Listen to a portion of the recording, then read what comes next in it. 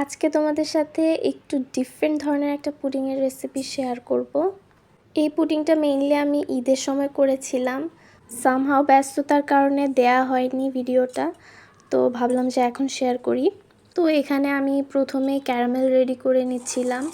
অনেকেই perfect caramel ready করতে পারে না, কিভাবে করতে হয় সেটা জানে না।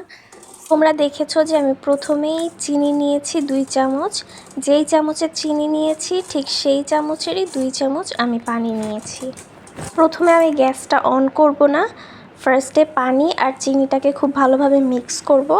যখন মিক্স হয়ে যাবে তখন আমি গ্যাসের চুলাটা অন করে দিব আর হালকা করে নাড়ব, খুব বেশি নাড়ব না। যখনই বুদবুদ ওঠা শুরু হবে তখন আর নাড়া যাবে না, আমি চামচ দিয়ে টোটালি টাচ করব না।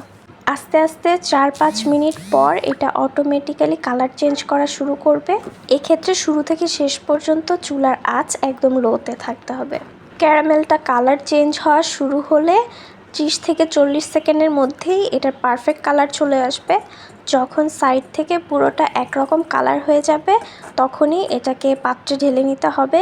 খুব বেশিক্ষণ ওয়েট করা যাবে না, তাহলে এটা তিতা লাগবে খেতে। এরপর বাটিটাকে ঘুরিয়ে ঘুরিয়ে আমি চারপাশে ক্যারামেলটাকে সুন্দর করে ছড়িয়ে দিব। আমি এখানে অল্প কিছু লাচ্ছা সেমাই নিয়েছি। ক্যারামেলটা গরম থাকা অবস্থাতেই আমি এর উপরে সেমাইগুলো ছিটিয়ে দিব। এরপর এখানে আমি 2 কাপ পরিমাণে তরল দুধ নিয়ে নিয়েছি। এর মধ্যে আমি দিয়ে দিব 4টা ডিম। ডিমগুলো আমি একটা একটা করে ভেঙে ভেঙে দিচ্ছিলাম, যেন কোনো খারাপ ডিম বা পচা ডিম থাকলে যেন সেটা না যায়। এরপর আমি এখানে 1/3 কাপ পরিমাণে চিনি দিয়েছি আর 1/2 কাপ পরিমাণে গুঁড়া দুধ দিয়েছি।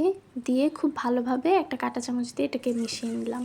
এরপর মনে হচ্ছিল যে বাটিটা একটু ছোট হয়ে গিয়েছে, তাই আমি একটা বড় পাতিলে নিয়ে নিয়েছি আর একটা হ্যান্ড উইক্স দিয়ে সব কিছুকে খুব ভালোভাবে মিশিয়ে নিয়েছি। খুব ভালোভাবে মেশানো হয়ে গেলে আমি একটা ছাঁকনি নিয়ে সেই মোল্ডটার মধ্যে এই দুধের মিশ্রণটাকে ছেঁকে নিচ্ছি। ভালোভাবে ছাকার পর নিচে এরকম কিছু দানাদার অংশ থাকবে, এগুলোকে ফেলে দিব। এরপর আবার অল্প কিছু লাচ্ছা সেমাই নিয়ে এই দুধের মিশ্রণের উপর একটু ছিটিয়ে দিব। আজকে পুডিংটা আমি চুলায় মেক করব, তার কারণে চুলাটা আগে প্রিপেয়ার করে নিচ্ছি। এখানে আমি একটা কড়াই নিয়ে নিলাম। এর উপর আমি একটা কিচেন টিস্যু দিয়ে দিয়েছি। তারপর দিয়ে দিব 2 কাপ পরিমাণে পানি। পানিটা আসলে ডিপেন্ড করবে তোমরা কী সাইজের মোল্ড নিয়েছো তার উপরে। মোল্ডের 1/3 অর্থাৎ 3 ভাগের 1 ভাগ অংশ পানির নিচে থাকবে। তারপর আমি এটাকে 30 থেকে 35 মিনিটের মতো ঢাকনা দিয়ে রেখে দিব। আর ঢাকনায় যদি কোনো ছিদ্র থাকে সেটাকে অবশ্যই বন্ধ করে দিতে হবে। ঠিক 30 মিনিট পর আমি চুলা থেকে নামিয়ে এটাকে ঠান্ডা করে নিয়েছি। এরপর মোল্ড আউট করে এই হচ্ছে আমার ফাইনাল লুক। দেখো কি সুন্দর কালার এসছে আর এত মজা হয়েছিল, আমার এখন আবার খেতে ইচ্ছা হচ্ছে।